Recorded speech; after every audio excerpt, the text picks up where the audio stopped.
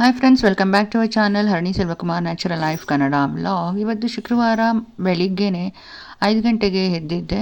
So prayer ಮಾಡ್ತಾಯಿದ್ದೆ. ಅಷ್ಟರಲ್ಲಿ ಒಂದು ಫೋನ್ ರಿಂಗ್ ಆಯಿತು. ನಮ್ಮ ರಿಲೇಷನ್ ತಿರೋದ್ರು ಅಂತ.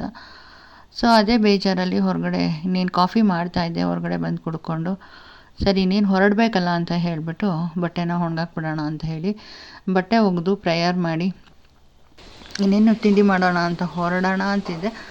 ಅಷ್ಟರಲ್ಲಿ ಈ ವಿಷಯ ತಿಳಿತು. ಮನುಷ್ಯ ಒಂದು ನೀರು ಮೇಲಿನ ಗುಳ್ಳೆ ಥರ ನಮ್ಮೆಲ್ಲರ ಬದುಕು. ಸೊ ಇವತ್ತು ಅವರು, ನಾಳೆ ನಮಗೆ. ಸೊ ಅದಾದಮೇಲೆ ಅವರನ್ನು ನಾನು ನೋಡೋಕ್ಕೆ ಹೋಗಿ ಮತ್ತೆ ನಾನು ಬಂದಿದ್ದು ಭಾನುವಾರ ಮಧ್ಯಾಹ್ನ ಬಂದಿದ್ದೆ. ನನಗೆ ಮನೆ ಒಳಗಡೆ ಇರೋಕ್ಕೆ ಆಗ್ತಾ ಇರಲಿಲ್ಲ. ಸೊ ಹಾಗಾಗಿ ನನ್ನ ತೋಟದ ಕೆಲಸ ಮಾಡೋಣ ಅಂತ ಹೇಳಿ ಕೂತ್ಕೊಂಡೆ. ಗಿಡಗಳು ಸುಮಾರು ದಿವಸದಿಂದ ನಾನು ಅದ್ರ ಬಗ್ಗೆ ಗಮನ ಕೊಡದೆ, ಸ್ವಲ್ಪ ಎಲ್ಲ ಒಣಗೋಗಿರೋ ಎಲೆ ಎಲ್ಲ ತೆಗ್ದಿರಲಿಲ್ಲ. ಸೊ ನಾವು ಚಿಕ್ಕ ತೋಟ ಆಗಲಿ ದೊಡ್ಡ ತೋಟ ಆಗಲಿ, ಸೊ ಅದು ನಾವು ಮೇಂಟೆನೆನ್ಸ್ ಮಾಡಿದ್ರೆ ಮಾತ್ರ ನೋಡೋದಕ್ಕೆ ಸುಂದರವಾಗಿರುತ್ತೆ. ಹಾಗಾಗಿ ಬೇಜಾರಲ್ಲಿ ಸರಿ ಇನ್ನೇನು ಮಾಡೋದು ಅಂತ ಹೇಳಿ, ಬೇಜಾರು ಹೋಗೋಂಥ ಕೆಲಸ, ನನ್ನ ತೋಟದ ಕೆಲಸ ಇದೆಯಲ್ಲ ಅಂತ ಹೇಳಿ ಒಣಗಿರೋ ಎಲ್ಲ ಕಟ್ ಮಾಡಿ ಅದಕ್ಕೆಲ್ಲ ಒಂದು ಸ್ವಲ್ಪ ಫುಡ್ ಹಾಕಿ ರೆಡಿ ಮಾಡೋಣ ಅಂತ ಹೇಳಿ ನಾನಿವಾಗ ಕುತ್ಕೊಂಡು ಕೆಲಸ ಮಾಡ್ತಾಯಿದ್ದೀನಿ. ಸೊ ನಾನು ಚಿಕ್ಕದಾದ ಒಂದು ಗಾರ್ಡನ್ ಮಾಡಿದ್ದೀನಿ. ಆ ಗಾರ್ಡನಲ್ಲಿ ಅವಾಗವಾಗ ಕ್ಲೀನ್ ಮಾಡಿಕೊಂಡು ಮೇಂಟೆನೆನ್ಸ್ ಮಾಡಬೇಕು. ಗಿಡಗಳೇ ಆಗಲಿ, ನಾಯಿಗಳೇ ಆಗಲಿ, ಮನುಷ್ಯನೇ ಆಗಲಿ, ಸೊ ಎಲ್ಲರೂ ಪ್ರೀತಿ ಮೇಲೇ ಬದುಕೋದು ಅಲ್ವಾ. ಸೊ ನಾವೊಂದು ಗಿಡ ಸಾಕಿದ್ರೂ ಅದು ನಮಗೆ ಯಾವುದೇ ನಷ್ಟ ಕೊಡಲ್ಲ. ಒಂದು ನಾಯಿ ಸಾಕಿದ್ರೂ ಒಂದು ನಷ್ಟ ಆಗಲ್ಲ. ಅದು ನಮ್ಮ ಮನೆ ಕಾಯುತ್ತೆ. ಗಿಡ ನಮಗೆ ಗಾಳಿಗೆ ಆಕ್ಸಿಜನ್ ಕೊಡುತ್ತೆ. ಸೊ ಈ ಥರ ನಮಗೆ ಪ್ರತಿಯೊಂದು ಪ್ರಕೃತಿದತ್ತವಾಗಿ ಉಪಯೋಗ ಇರುವಂಥದ್ದೇ. ಸೊ ಮನುಷ್ಯರಿಗೆ ಪ್ರೀತಿ ತೋರಿಸೋದಕ್ಕಿಂತ ನಾಯಿಗೆ ಪ್ರೀತಿ ತೋರಿಸಿದ್ರೆ ಅದು ತುಂಬ ನಿಯತ್ತಾಗಿ ನಮ್ಮ ಜೊತೆ ಇರುತ್ತೆ. ನಾವು ಪ್ರೀತಿ ಕೊಟ್ಟಿದ್ದೀವಿ ಅಂತ ಅದು ನಮ್ಮ ಹತ್ರ ನಿಯತ್ತಾಗಿ ಬದುಕುತ್ತೆ. ಸೊ ಇದೇ ಮನುಷ್ಯನಿಗೂ ನಾಯಿಗೂ ಇರೋ ವ್ಯತ್ಯಾಸ. ಎಲ್ಲರಿಗೂ ಗೊತ್ತಿರೋ ವಿಷಯ, ಯಾಕೆ ಹಿಂಗೆ ಕರಿತಾ ಇದ್ದೀನಿ ಅಂತ ಅನ್ಕೋತಿದ್ದೀರಾ. ಸೊ ವಿಷಯ ಯಾವುದಾದ್ರೇನು, ಯಾರ ಮನೆಯದಾದ್ರೇನು ಎಲ್ಲ ಒಂದೇ ಅಲ್ವಾ. ನಮ್ಮೆಲ್ಲರ ಬದುಕು ಒಂದೇ ಥರ ನಡೀತಾ ಇರುತ್ತೆ. ಸೊ ವಿಷಯನ ಈಗ ಯೂಟ್ಯೂಬಿಗೆ ಬಂದಮೇಲೆ ಯೂಟ್ಯೂಬ್ ಮೂಲಕ ತಾನೇ ಶೇರ್ ಮಾಡ್ಕೋಬೇಕು. ಸೊ ಹಾಗಾಗಿ ಶೇರ್ ಮಾಡ್ಕೋತಾ ಇದ್ದೀನಿ. ದಿನ ಬದುಕು ಜೀವನ ನಡೀತಾ ಇರುತ್ತೆ ಪ್ರತಿಯೊಬ್ಬರದು. ಏಳು ಬೀಳುಗಳ ಬದುಕಿನ ನಡುವೆ ನಮ್ಮ ಬದುಕು ಹೇಗಿರುತ್ತೆ ಅನ್ನೋದಷ್ಟೇ ಈಗ ಕೆಲವೊಂದು ಯೂಟ್ಯೂಬ್ನಲ್ಲಿ ಶೇರ್ ಮಾಡ್ಕೋತಾ ಇದ್ವಿ. ಸೊ ಎಲ್ಲರ ಮನೆಯಲ್ಲೂ ಜೀವನ ನಡೀತಾನೇ ಇರುತ್ತೆ. ಬಟ್ ಕೆಲವೊಬ್ಬರು ಯೂಟ್ಯೂಬ್ವರೆಗೂ ತಲುಪಿಲ್ಲ. ಕೆಲವು ಜನಗಳು ಯೂಟ್ಯೂಬ್ವರೆಗೂ ಬಂದಿದ್ದೀವಿ. ಸೊ ನಮ್ಮ ದಿನನಿತ್ಯ ಬದುಕಾಗಿರ್ಬೋದು. ಈಗ ನೋಡಿ, ಮೊದಲು ಹಳೆ ಕಾಲದಲ್ಲಿ 5 ಗಂಟೆ ಆಗಲಿ ಸಂಜೆ ಹೊತ್ತು ಅಕ್ಕಪಕ್ಕದವರೆಲ್ಲ ಕೂತ್ಕೊಂಡು ಮಾತಾಡಿಕೊಂಡು, ಕೆಲವು ನಾನು ನೋಡಿದ ಹಾಗೆ ಮನೆ ಮುಂದೆ ಚಾಪೆ ಹಾಕ್ಕೊಂಡು ಮಲ್ಕೊಂಡು ಎಲ್ಲ ಒಂದು ವಿಚಾರಗಳನ್ನ ಅಕ್ಕಪಕ್ಕದವರು ಮಾತಾಡ್ತಿದ್ದಂಥ ಕಾಲ ಇತ್ತು. ಬಟ್ ಈಗ ಹಂಗಲ್ಲ. ಈಗ ಮೊಬೈಲ್ ಕಾಲ ಅಲ್ವಾ. ಸೊ ತುಂಬ ಅಡ್ವಾನ್ಸ್ ಆಗಿದ್ದೀವಿ. ಮಾತೆಲ್ಲ ಮೊಬೈಲಲ್ಲಿ, ಮದುವೆ ಕರೆಯೋದು ಮೆಸೇಜಲ್ಲಿ. ಸೊ ಹಾಗಾಗಿ ಈಗ ನಾವೇನಾದರೂ ನಮ್ಮನೆ ವಿಷಯನ ಶೇರ್ ಮಾಡಬೇಕಂದ್ರೆ ಯೂಟ್ಯೂಬ್ ಮೂಲಕ ಶೇರ್ ಮಾಡ್ತಾಯಿದ್ವಿ. ಎಂಥ ಒಂದು ವಿಪರ್ಯಾಸ ಅಲ್ವಾ. ಮೊದಲೆಲ್ಲ ಫೇಸ್ ಟು ಫೇಸ್ ಮಾತಾಡ್ತಾಯಿದ್ವಿ. ಈಗ ಯೂಟ್ಯೂಬ್ ಮೂಲಕ ನಮ್ಮ ಮನೇಲಿ ಹಿಂಗಾಯಿತು, ನಮ್ಮ ಮನೇಲಿ ಹಾಗಾಯಿತು, ನಮ್ಮ ಮನೇಲಿ ಪಾತ್ರೆ ತೊಳೆದ್ವಿ, ನಮ್ಮ ಮನೇಲಿ ಬಟ್ಟೆ ಒಗೆದ್ವಿ ಅನ್ನೋದನ್ನು ಯೂಟ್ಯೂಬಲ್ಲೇ ಶೇರ್ ಮಾಡೋಂಥ ದಿನ ಬರುತ್ತೆ ಅಂತ ನಾನು ಅಂದ್ಕೊಂಡಿರಲಿಲ್ಲಪ್ಪ. ಈಗಿನ ತಕ್ಕಂಗೆ ಈಗಿನ ಕಾಲಕ್ಕೆ ಇದು ಸರಿ ಇದೆ ಅಂತ ನಾನು ಅಂದ್ಕೊತೀನಿ. ಯಾಕಂದರೆ ಇವತ್ತು ಜನಗಳನ್ನ ನಾವು ಎದುರುಗಡೆ ಪ್ರೀತಿ ತೋರಿಸಿ ಮಾತಾಡ್ಸೋಕೆ ಹೋದರೂ ಅವರಲ್ಲಿರೋಂತಹ ವಿಷಯದ ಒಂದು ಪರಿಸ್ಥಿತಿ ತುಂಬ ಕೆಟ್ಟದಾಗಿರುತ್ತೆ. ಅದ್ರ ಬದಲು ನೀವು ಅಲ್ಲೇ ಇರಿ, ನಾವು ಇಲ್ಲೇ ಇರೋಣ, ಯೂಟ್ಯೂಬಲ್ಲೇ ಮಾತಾಡ್ಬಿಡೋಣ ಅನ್ನೋದು ಇನ್ನೂ ಚೆನ್ನಾಗಿದೆ ಅಂತ ನಾನು ಅಂದ್ಕೊತೀನಿ. ಇಲ್ಲಿ ನೋಡಿ, ನಾವು ಮಾತಾಡ್ತೀವಿ, ನಮ್ಮ ವಿಷಯನ ಶೇರ್ ಮಾಡ್ತೀವಿ. ಇಷ್ಟ ಇರೋರು ಕೇಳ್ಬೋದು, ಕಷ್ಟ ಆದವರು ಮುಂದೆ ಹೋಗ್ಬೋದು ಅಲ್ವಾ. ಇದೆಷ್ಟು ಚೆನ್ನಾಗಿದೆ ಕಾನ್ಸೆಪ್ಟು. ಓಕೆ, ಇಲ್ಲಿಗೆ ಬಿಡೋಣ ಈ ವಿಷಯ, ಮುಂದೆ ನೋಡೋಣ. ಸೊ ಗಿಡಗಳಿಗೆ ನಾನೀಗ ಫುಡ್ ಹಾಕ್ತಾಯಿದ್ದೀನಿ. ಇದಕ್ಕೆ ಲಿಕ್ವಿಡ್ ಫುಡ್ ಇವತ್ತು ಹಾಕ್ತಾಯಿದ್ದೀನಿ. ಸೊ ನಾನು ಇದನ್ನೆಲ್ಲ ಆನ್ಲೈನ್ ಕ್ಲಾಸಸ್ಸಲ್ಲಿ ಟ್ರೈನಿಂಗ್ ತೊಗೊಂಡಿದ್ದೀನಿ. ಇದೆಲ್ಲದಕ್ಕೂ ಆನ್ಲೈನ್ ಕ್ಲಾಸಸ್ಸಲ್ಲಿ ಇವತ್ತೆಲ್ಲದಕ್ಕೂ ಆನ್ಲೈನ್ ಕ್ಲಾಸಸ್ಗಳಿದೆ.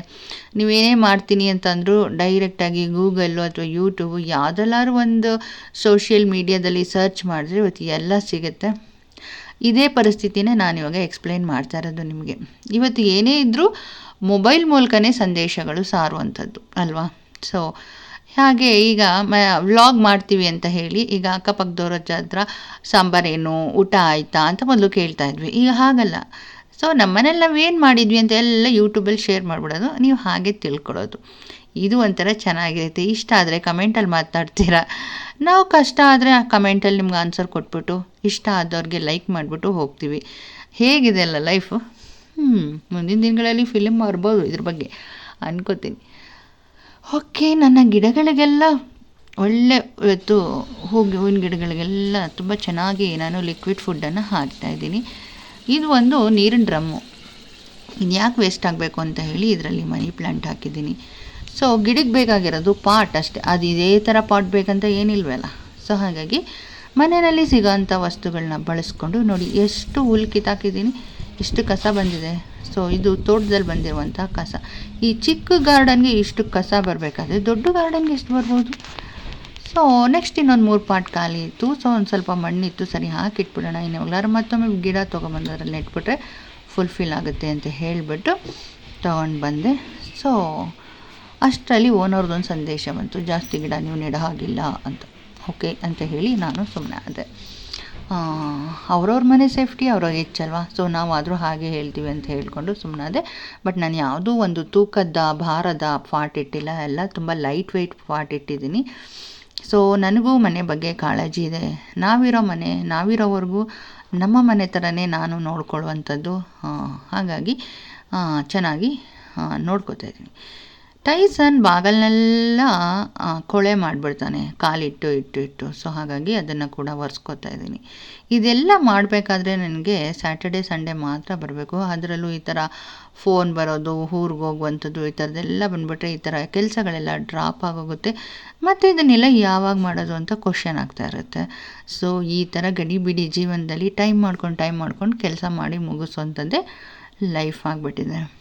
ಸೊ ಹೀಗೆ ಎಲ್ಲ ಕೆಲಸ ಮುಗಿಸ್ತಾ ಇದ್ದೀನಿ ಇವಾಗ.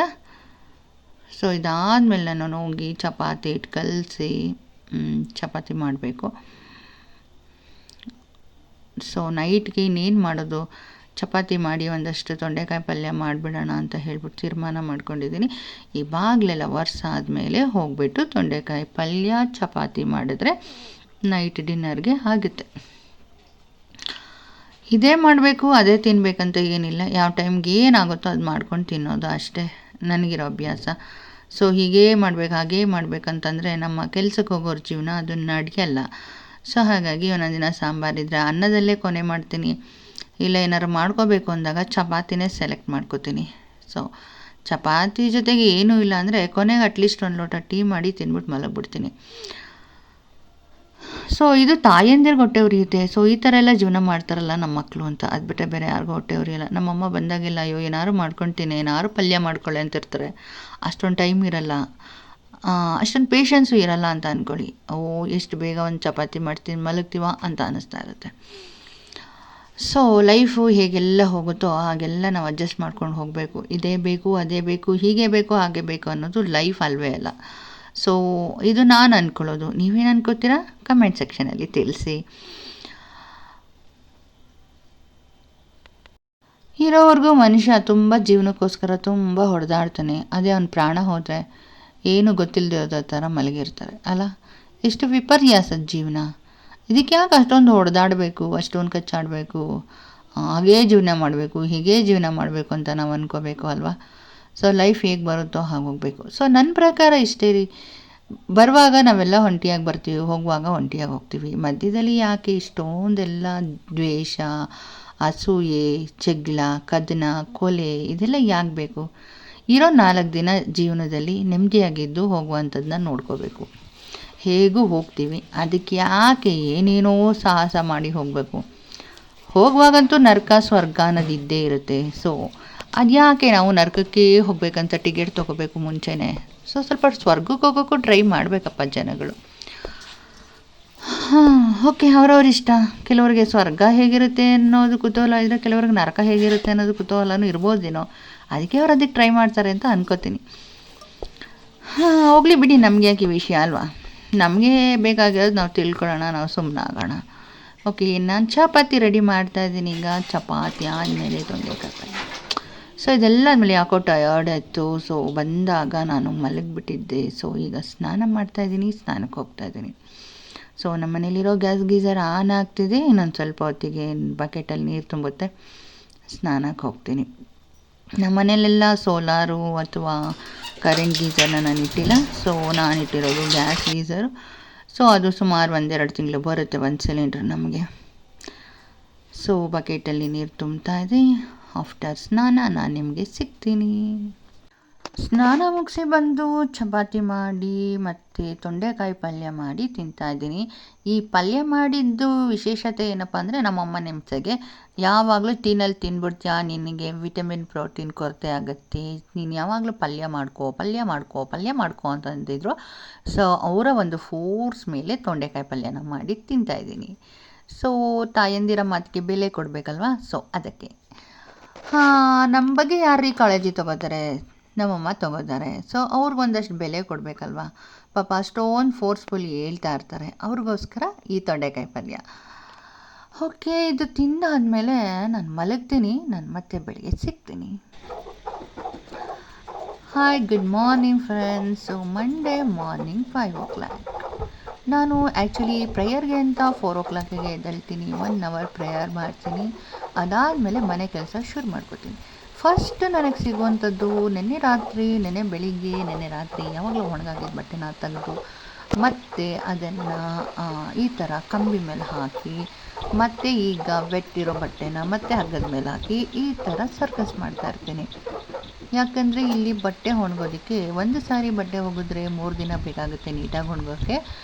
ಹಾಗಾಗಿ ಈಗಲೂ ಅಷ್ಟೇ ವಾತಾವರಣ ಕೋಲ್ಡ್ ಆಗಿದೆ, ಮಳೆ ಬರ್ತಿದೆ, ಗಾಳಿ ಬೀಸ್ತಾ ಇದೆ. ನೀವು ನೋಡಬಹುದು ಥಂಡಿ ವೆದರು. ಇದರಲ್ಲಿ ಬಟ್ಟೆ ಎಲ್ಲಿಂದ ಒಣಗೋದಕ್ಕೆ ಸಾಧ್ಯ? ಸೊ ಈಗ ಆ ಹಗ್ಗದ ಮೇಲೆ ಇದ್ದಿದ್ದ ಬಟ್ಟೆ ಎಲ್ಲ ಈಗ ಈ ಕಂಬಿ ಮೇಲೆ ಹಾಕೋತಾ ಇದ್ದೀನಿ. ಮತ್ತು ಆ ಹಗ್ಗಕ್ಕೆ ತುಂಬ ಈಗ ಹೋಗ್ದಿರೋ ವೆಟ್ ಬಟ್ಟೆನ ಹಾಕೋಗ್ತೀನಿ. ಈ ಥರ ಎಕ್ಸ್ಚೇಂಜ್ ಮಾಡ್ಕೋತೀನಿ. ಮತ್ತು ನಾಳೆಗೆ ಈ ಕಂಬಿ ಮೇಲಿರೋ ಬಟ್ಟೆಗಳು ಮನೆ ಒಳಗಡೆ ಕಟ್ಟಿರೋ ಹಗ್ಗಕ್ಕೆ ಹೋಗುತ್ತೆ. ಇದು ಕಾರ್ಖಾನೆ ಆಗಿಬಿಟ್ಟಿದೆ ಮನೆ ಇವಾಗ.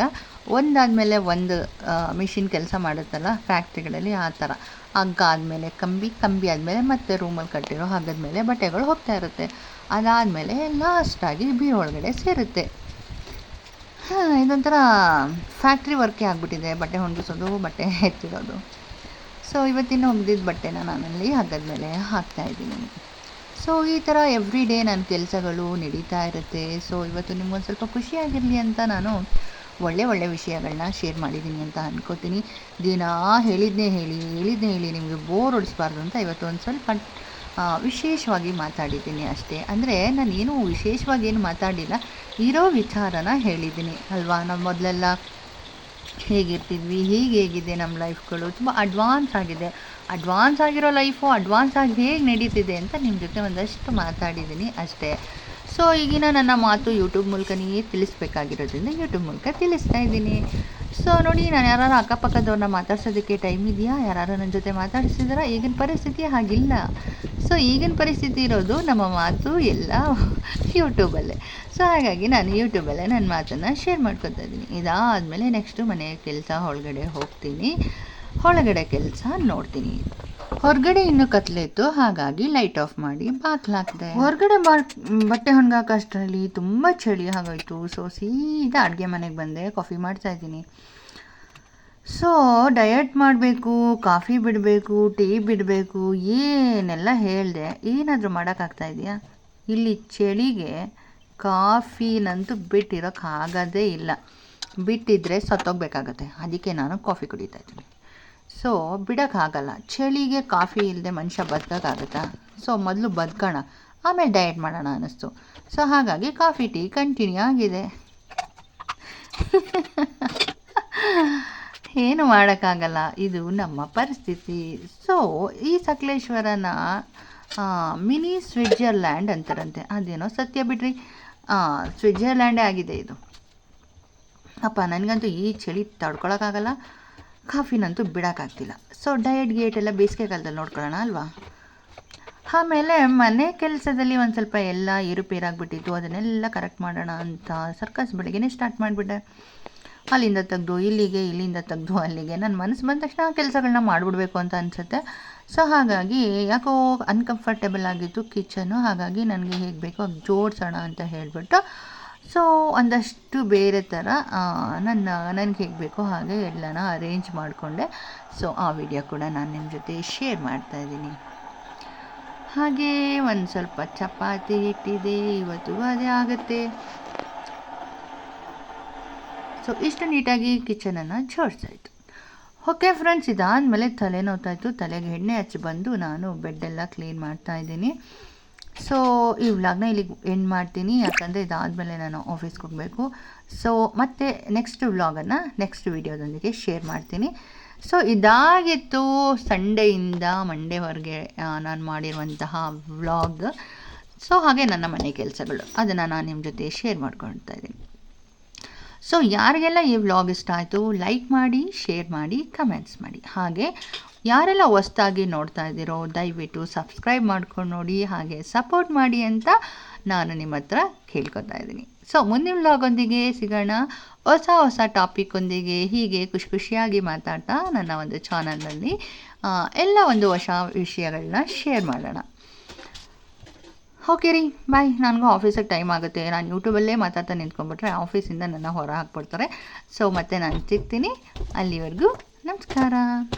ನಾನು ಪ್ರಾರ್ಥನೆ ಮಾಡುವಾಗ ನನ್ನ ಹತ್ತಿರವೇ ಇರುವವರೇ, ನನ್ನ ಪ್ರೀತಿಯ ಯೇಸುವೇ.